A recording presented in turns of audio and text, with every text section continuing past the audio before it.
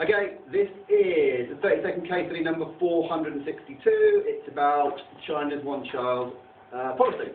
In the 1950s, the birth rate was 1.9% per annum in China. Doesn't sound a lot, but a 3% per annum rise would equal a doubling of the population every single 24 years. By the late 70s in China, very, very high birth rate, a huge worry for the government, decided what they need to do something.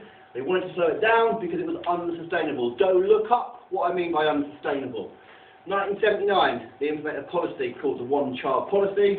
There were many benefits, many sanctions. You need to find out exactly what they are. However, some of the benefits are free education, free healthcare, free childcare, and various financial incentives to people who only had one child.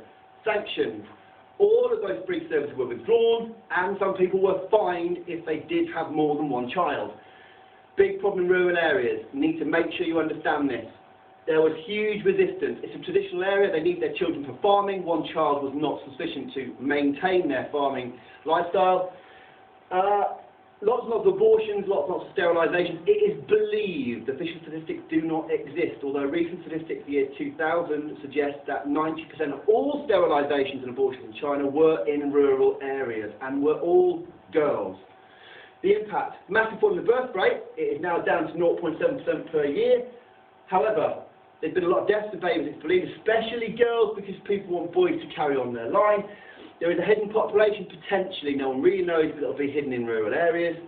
Lots and lots of orphanages have sprung up, again in rural areas, mostly containing girls and additional boys after the one child. And it's believed, in some areas of China, that there are 60 men for every single woman now. At the moment, they have relaxed their policy. A second child is allowed if the first one has been a girl. Parents are also allowed to have more than one child if they themselves were only children also. And it has slowed down the population growth. But bear in mind that China's population is 1.3 billion, which in itself is a problem. It has an ageing population. There are far more older people and far less people to look after them.